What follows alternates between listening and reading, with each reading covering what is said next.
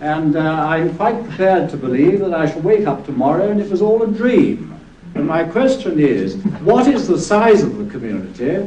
How many hangers-on are there? And is it going to grow, or is it going to remain much as it is? This is the 24th reading, 24th talk from this collection, chapter 24, and it's a session of questions and answers. And this was first published in Bodhinyana, that very first of the books of Ajahn Chah's teachings that were published in English from Wat Banana Chart. And the comment that goes with this says, notes were taken over a period of a few days from a session of questions and answers with a group of Western monks in 1972. And I believe, actually, that even though it says it was 1972, I have a suspicion that this was Jack Cornfield that originally edited this and did the translation and put it all together, and was part of the questioning session. So that probably happened somewhat before 72, since he was there in 68 to 70. But that's just my supposition. I had understood that this was Jack Cornfield's first piece of Ajahn Chah's teachings. Questions and answers. Question. I'm trying very hard in my practice, but don't seem to be getting anywhere. Answer. This is very important. Don't try to get anywhere in the practice. The very desire to be free or to be enlightened will be the desire that prevents your freedom. You can try as hard as you wish. Practice ardently day and night. But if it is still with desire to achieve in mind, you'll never find peace. The energy from this desire will be a cause for doubt and restlessness. No matter how long or how hard you practice, wisdom will not arise from desire. So, simply let go. Watch the mind and body mindfully, but don't try to achieve anything. Don't cling even to the practice of enlightenment. Question. What about sleep? How much should I sleep? Don't ask me. I can't tell you. A good average for some is 4 hours a night. What is important, though, is that you watch and know yourself. If you try to go with too little sleep, the body will feel uncomfortable and mindfulness will be difficult to sustain. Too much sleep leads to a dull or restless mind. Find the natural balance for yourself. Carefully watch the mind and body and keep track of sleep needs until you find the optimum. If you wake up and then roll over for a snooze, this is defilement. Establish mindfulness as soon as your eyes open. Question. How about eating? How much should I eat? Answer. Eating is the same as sleeping. You must know yourself. Food must be consumed to meet bodily needs. Look at your food as medicine. Are you eating so much that you only feel sleepy after the meal, and are you getting fatter every day? Stop. Examine your own body and mind. There's no need to fast. Instead, experiment with the amount of food you take. Find the natural balance for your body. Put all your food together in your bowl, following the ascetic practice. Then you can easily judge the amount you take. Watch yourself carefully as you eat. Know yourself. The essence of our practice is just this. There's nothing special you must do. Only watch. Examine yourself. Watch the mind. Then you'll know what is the natural balance for your own practice. Question. Are the minds of Asians and Westerners different? Answer. Basically, there's no difference. Outer customs and language may appear different, but the human mind has natural characteristics which are the same for all people.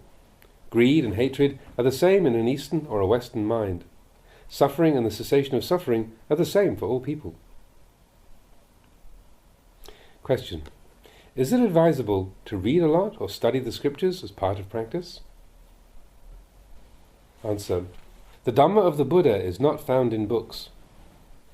If you want to really see for yourself what the Buddha was talking about, you don't need to bother with books. Watch your own mind. Examine it to see how feelings come and go, how thoughts come and go. Don't be attached to anything. Just be mindful of whatever there is to see. This is the way to the truths of the Buddha. Be natural. Everything you do in your life here is a chance to practice. It's all Dhamma. When you do your chores, try to be mindful. If you're emptying a spittoon or cleaning a toilet, don't feel you're doing it as a favour for anyone else. There is Dhamma in emptying spittoons. Don't feel you're practising only when sitting still, cross-legged. Some of you have complained that there's not enough time to meditate. Is there enough time to breathe? This is your meditation. Mindfulness, naturalness in whatever you do. Question. Why don't we have daily interviews with the teacher? Answer. If you have questions, you're welcome to come and ask them any time. But we don't need daily interviews here. If I answer your every little question, you'll never understand the process of doubt in your own mind. It is essential that you learn to examine yourself, to interview yourself. Listen carefully to the lecture every few days, then use this teaching to compare with your own practice. Is it still the same? Is it different? Why do you have doubts? Who is it that doubts? Only through self-examination can you understand. Question. Sometimes I worry about the monk's discipline. If I kill insects accidentally, is this bad? Answer. Sila or discipline and morality is essential to our practice, but you must not cling to the rules blindly. In killing animals or in breaking other rules, the important thing is intention. Know your own mind. You should not be excessively concerned about the monk's discipline. If it's used properly, it supports the practice. But some monks are so worried about the petty rules that they can't sleep well. Discipline is not to be carried as a burden. The foundation of our practice here is discipline, good discipline, plus the ascetic rules and practices. Being mindful and careful of even the many supporting rules, as well as the basic 227 precepts, has great benefit. It makes life very simple. There need be no wondering about how to act, so you can avoid thinking instead of just being simply mindful. The discipline enables us to live together harmoniously. The community runs smoothly. Outwardly, everyone looks and acts the same. Discipline and morality are the stepping stones for further concentration and wisdom. By proper use of the monk's discipline and the ascetic precepts, we are forced to live simply, to limit our possessions. So, here we have the complete practice of the Buddha. Refrain from evil and do good. Live simply, keeping to basic needs. Purify the mind. That is, be watchful of our mind and body, in all postures, sitting, standing, walking or lying down. Know yourself. Question. What can I do about doubts? Some days I'm plagued with doubts about the practice or about my own progress or the teacher. Answer. Doubting is natural. Everyone starts out with doubts. You can learn a great deal from them. What is important is that you don't identify with your doubts. That is, don't get caught up in them. This will spin your mind in endless circles. Instead, watch the whole process of doubting, of wondering. See who it is that doubts. See how doubts come and go. Then you will no longer be victimized by your doubts. You'll step outside of them and your mind will be quiet. You can see how all things come and go. Just let go of what you're attached to. Let go of your doubts and simply watch. This is how to end doubting. Question. What about other methods of practice? These days there seem to be so many teachers, so many different systems of meditation that it's confusing. Answer. It's like going into town. One can approach from the north, from the southeast, from many roads. Often these systems just differ outwardly. Whether you walk one way or another, fast or slow, if you're mindful, it's all the same. There is one essential point that all good practice must eventually come to, not clinging. In the end, all meditation systems must be let go of. Neither can one cling to the teacher. If a system leads to relinquishment, not to clinging, then it is correct practice. You may wish to travel, to visit other teachers and try other systems. Some of you have already done so. This is a natural desire. You will find out that 1,000 questions asked and knowledge of many systems will not bring you to the truth. Eventually, you'll get bored. You'll see that only by stopping and examining your own mind can you find out what the Buddha talked about. No need to go searching outside yourself. Eventually you must return to face your own true nature. Here is where you can understand the Dhamma. Question. A lot of times it seems that many monks here are not practising. They look sloppy or unmindful. This disturbs me. Answer: it's not proper to watch other people. This will not help your practice. If you are annoyed, watch the annoyance in your own mind. If others' discipline is bad or they're not good monks, this is not for you to judge. You'll not discover wisdom watching others. Monks' discipline is a tool to use for your own meditation. It's not a weapon to use to criticize or find fault. No one can do your practice for you, nor can you practice for anyone else. Just be mindful of your own doings. This is the way to practice. Question: I've been extremely careful to practice sense restraint. I always keep my eyes lowered and am mindful of every little action that I do. When eating, for example, I take a long time and try to see each touch, chewing, tasting, swallowing, etc. I take each step very deliberately and carefully. Am I practicing properly? Answer: sense restraint is proper practice. We should be mindful of it throughout the day, but don't overdo it. Walk and eat and act naturally, and then develop natural mindfulness of what's going on within yourself. Don't force your meditation, nor force yourself into awkward patterns. This is another form of craving. Be patient. Patience and endurance are necessary. If you act naturally and are mindful, wisdom will come naturally too. Question: is it necessary to sit for very long stretches? Answer: no. Sitting for hours on end is not necessary. Some people think that the longer you can sit, the wiser you must be. I've seen chickens sit on their nests for days on end. Wisdom comes from being mindful in all postures. Your practice should begin as you awaken in the morning. It should continue until you fall asleep. Don't be concerned about how long you can sit. What is important is only that you keep watchful whether you are working or sitting or going to the bathroom. Each person has his own natural pace. Some of you will die at age 50, some at age 65, some at age 90. So too your practices will not all be identical. Don't think or worry about this. Try to be mindful and let things take their natural course. Then your mind will become quieter and quieter in any surroundings. It will become like a clear forest pool, and all kinds of wonderful and rare animals will come and drink at the pool. You will clearly see the nature of all things in the world. You will see many wonderful and strange things come and go, but you will be still. Problems will arise, and you'll see through them immediately. This is the happiness of the Buddha. Question: I still have very many thoughts. My mind wanders a lot, even though I'm trying to be mindful. Answer: don't worry about this. Try to keep your mind in the present. Whatever there is that arises in the mind, just watch it. Let go of it. Don't even wish to be rid of thoughts. Then the mind will reach its natural state. No discriminating between good and bad, hot and cold, fast and slow. No me and no you, no self at all. Just what there is. When you walk on arms round, no need to do anything special. Simply walk and see what there is. No need to cling to isolation or seclusion. Wherever you are, know yourself by being natural and watching. If doubts arise, watch them come and go. It's very simple. Hold on to nothing. It's as though you're walking down a road. Periodically you'll run into obstacles. When you meet defilements, just see them and just overcome them by letting go of them. Don't think about the obstacles you've passed already. Don't worry about those that you have not yet seen. Stick to the present. Don't be concerned about the length of the road or about the destination. Everything is changing. Whatever you pass, do not cling to it. Eventually the mind will reach its natural balance where practice is automatic. All things will come and go of themselves. Question: have you ever looked at the Altar Sutra of the 6th Patriarch, Huineng?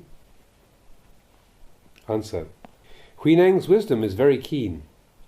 It is a very profound teaching, not easy for beginners to understand.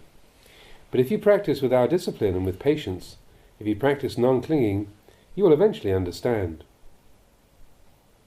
Once I had a disciple who stayed in a grass-roofed hut. It rained often that rainy season, and one day a strong wind blew off half the roof. He didn't bother to fix it. He just let it rain in. Several days passed, and I asked him about his hut. He said he was practising non-clinging. This is not clinging without wisdom. It's about the same as the equanimity of a water buffalo. If you live a good life and live simply, if you're patient and unselfish, you'll understand the wisdom of Hui Neng. Question. You have said that samatha and vipassana, or concentration and insight, are the same. Could you explain this further? Answer. It's quite simple. Concentration, samatha, and wisdom, vipassana, work together. First, the mind becomes still by holding on to a meditation object. It is quiet only while you are sitting with your eyes closed. This is samatha, and eventually this samadhi base is the cause for wisdom, or vipassana, to arise. Then the mind is still, whether you sit with your eyes closed or walk around a busy city. It's like this. Once you were a child, now you're an adult. Are the child and the adult the same person? You can say that they are, or looking at it another way, you can say that they're different. In this way, samatha and vipassana could be also looked at as separate. Or it's like food and feces. Food and feces could be called the same, and they can be called different. Don't just believe what I say. Do your practice and see for yourself. Nothing special is needed. If you examine how concentration and wisdom arise, you will know the truth for yourself. These days many people cling to the words. They call their practice vipassana. Samatha is looked down upon. Or they call their practice samatha. It is essential to do samatha before vipassana, they say. All this is silly. Don't bother to think about it in this way. Simply do the practice, and you'll see for yourself. Question. Is it necessary to be able to enter absorption in our practice? To enter jhana? Answer. No. Absorption is not necessary. You must establish a modicum of tranquility and one-pointedness of mind. Then you use this to examine yourself. Nothing special is needed. If absorption comes in your practice, this is okay too. Just don't hold on to it. Some people get hung up with absorption. It can be great fun to play with. You must know proper limits. If you are wise, you'll know the uses and limitations of absorption, just as you know the limitations of children versus grown men. Question. Why do we follow the ascetic rules, such as only eating out of our bowls? Answer. The ascetic precepts, the Dhutanga rules, by following one, such as eating out of our bowls, we can be more mindful of our food as medicine. If we have no defilements, then it doesn't matter how we eat. But here we use the form to make our practice simple. The Buddha didn't make the ascetic precepts necessary for all monks, but he allowed them for those who wished to practice strictly. They add to our outward discipline and thereby help increase our mental resolve and strength. These rules are to be kept for yourself. Don't watch how others practice. Watch your own mind and see what's beneficial for you. The rule that we must take whatever meditation hut is assigned to us is similarly a helpful discipline. It keeps monks from being attached to their dwelling place. If they go away and return, they must take a new dwelling. This is our practice, not to cling to anything. Question. If putting everything together in our bowls is important, why don't you, as a teacher, do it yourself? Don't you feel it's important for the teacher to set an example? Answer. Yes, it's true. A teacher should set an example for his disciples. I don't mind that you criticize me. Ask whatever you wish. But it's important that you do not cling to the teacher. If I were absolutely perfect in outward form, it would be terrible. You would all be too attached to me. Even the Buddha would sometimes tell his disciples to do one thing and then do another himself. Your doubts in your teacher can help you. You should watch your own reactions. Do you think it's possible that I keep some food out of my bowl in dishes in order to feed the laymen who work around the temple? Wisdom is for yourself to watch and to develop. Take from the teacher what is good. Be aware of your own practice. If I am resting while you must all sit up, does this make you angry? If I call the colour blue red, or say that male is female, Don't follow me blindly. One of my teachers ate very fast. He made noises as he ate, yet he told us to eat slowly and mindfully. I used to watch him and get very upset. I suffered, but he didn't. I watched the outside. Later, I learned. Some people drive very fast, but carefully. Others drive very slowly and have many accidents. Don't cling to rules, to out of form. If you watch others at most 10% of the time, and watch yourself 90%, this is the proper practice. At first I used to watch my teacher Ajahn Tongrat and had many doubts. People even thought he was mad. He would do strange things, or get very fierce with his disciples. Outside he was angry, but inside there was nothing. Nobody there. He was remarkable. He stayed clear and mindful until the moment he died. Looking outside the self is comparing, discriminating. You'll not find happiness that way, nor will you find peace if you spend your time looking for the perfect man or the perfect teacher. The Buddha taught us to look at the Dhamma, the truth, not to look at other people. Question: how can we overcome lust in our practice? Sometimes I feel as if I'm a slave to my sexual desire. Answer: lust should be balanced by contemplation of loathsomeness. Attachment to bodily form is one extreme, and one should keep in mind the opposite. Examine the body as a corpse and see the process of decay, or think of the parts of the body such as lungs, spleen, fat, feces, and so forth. Remember these and visualize this loathsome aspect of the body when lust arises. This will free you from lust. Question: how about anger? What should I do when I feel anger arising? Answer: you must use loving kindness. When angry states of mind arise in meditation, balance them by developing feelings of loving kindness.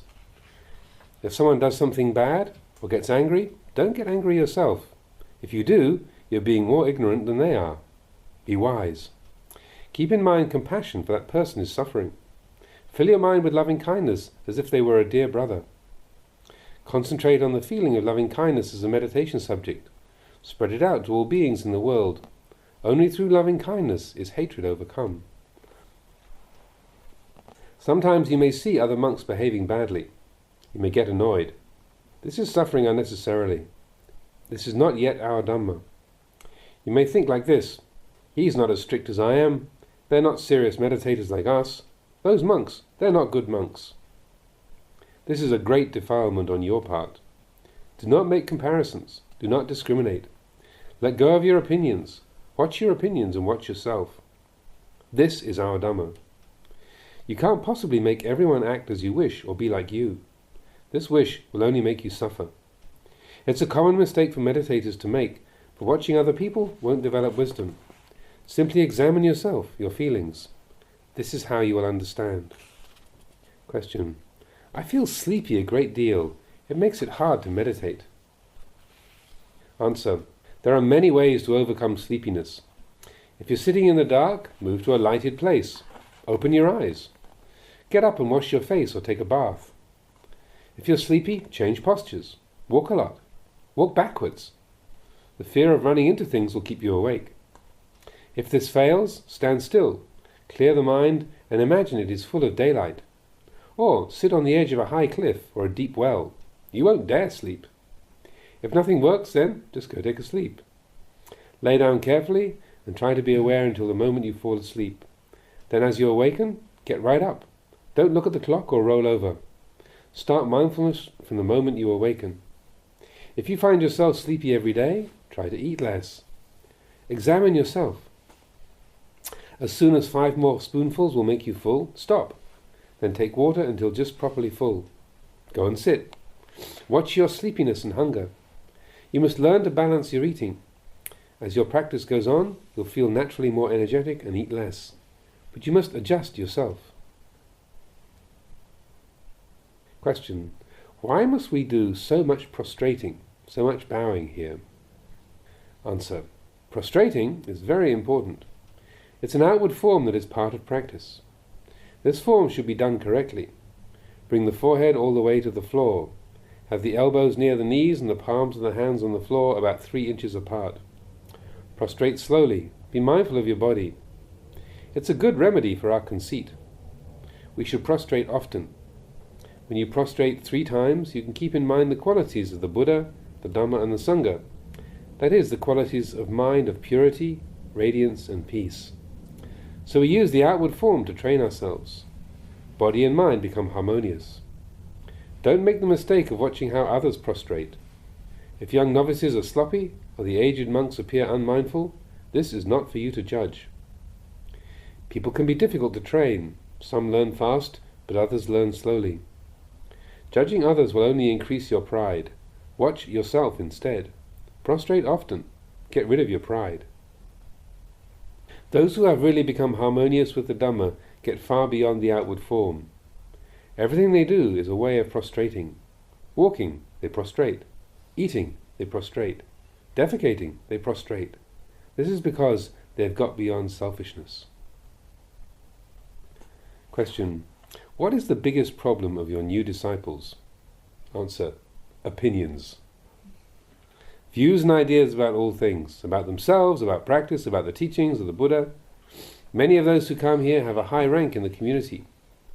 There are wealthy merchants or college graduates, teachers and government officials. Their minds are filled with opinions about things. They are too clever to listen to others. It's like water in a cup. If a cup is filled with dirty, stale water, it's useless. Only after the old water is thrown out can the cup become useful. You must empty your minds of opinions, then you'll see. Our practice goes beyond cleverness and beyond stupidity.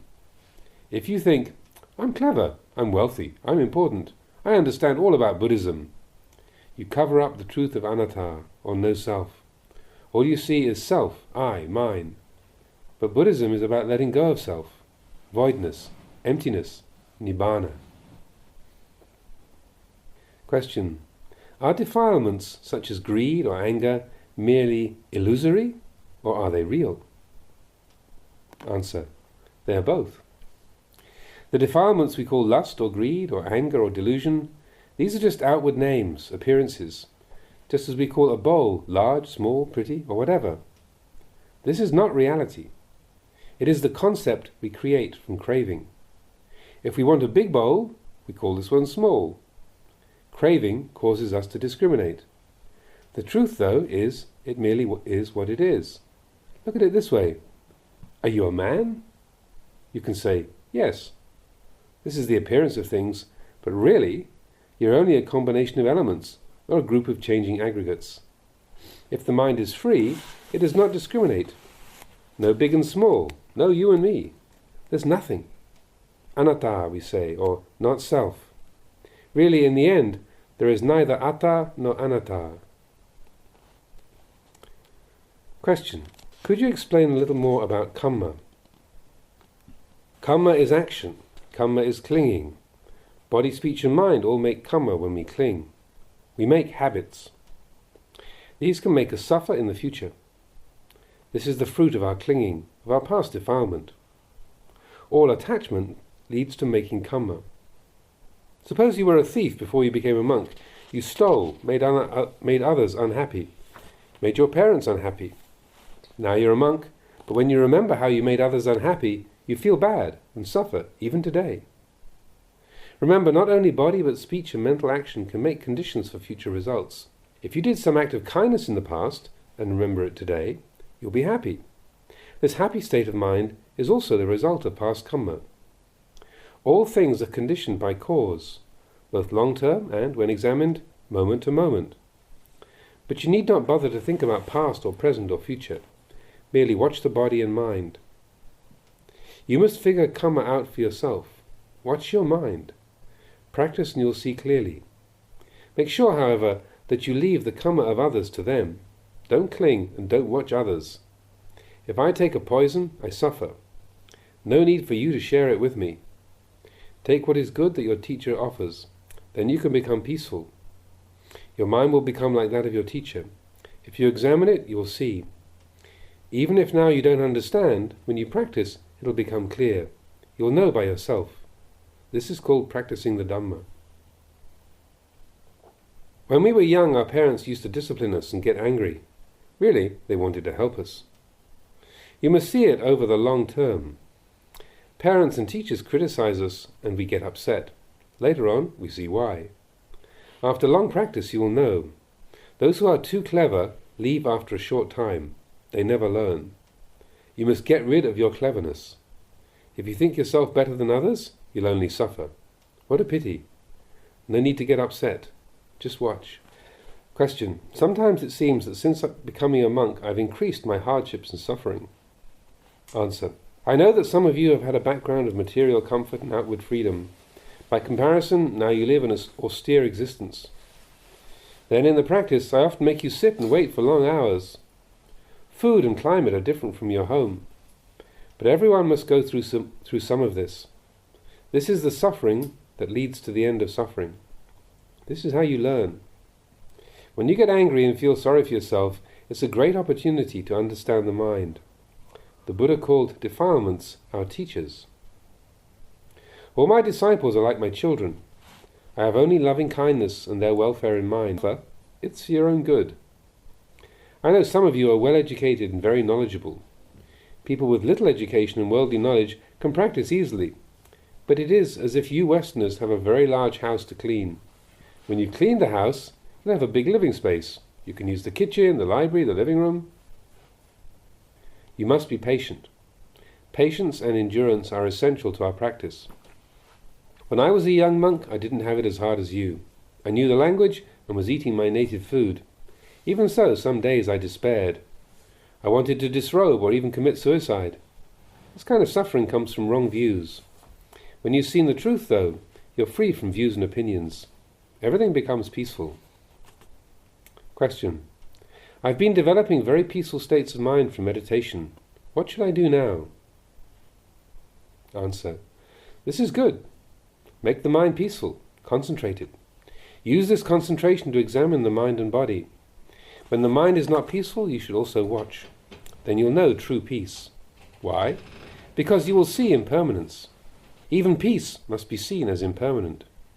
If you're attached to peaceful states of mind, you'll suffer when you do not have them. Give up everything, even peace. Question.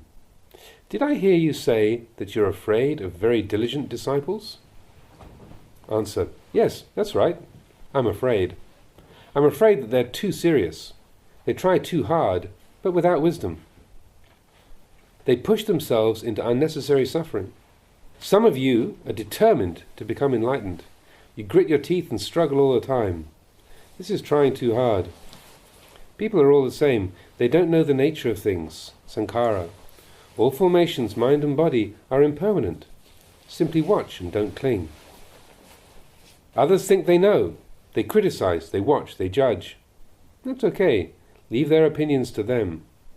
This discrimination is dangerous. It's like a road with a very sharp curve. If we think others are worse or better or the same as us, we go off the curve. If we discriminate, we will only suffer. Question. I've been meditating many years now. My mind is open and peaceful in almost all circumstances. Now I would like to backtrack and practice high states of concentration or mind absorption. Answer. This is fine. It's a beneficial mental exercise. If you have wisdom, you'll not get hung up on concentrated states of mind. It's the same as wanting to sit for long periods. This is fine for training, but really, practice is separate from any posture. It's a matter of directly looking at the mind. This is wisdom. When you have examined and understood the mind, then if you have wisdom to know the limitations of concentration or of books, if you practiced and understood not clinging, you can then return to the books. They'll be like a sweet dessert. They can help you to teach others, or you can go back to practice absorption. You have the wisdom to know not to hold on to anything. Question. Would you review some of the main points of our discussion? Answer. You must examine yourself. Know who you are. Know your body and mind by simply watching. In sitting, in sleeping, in eating, know your limits. Use wisdom. The practice is not to try to achieve anything. Just be mindful of what is.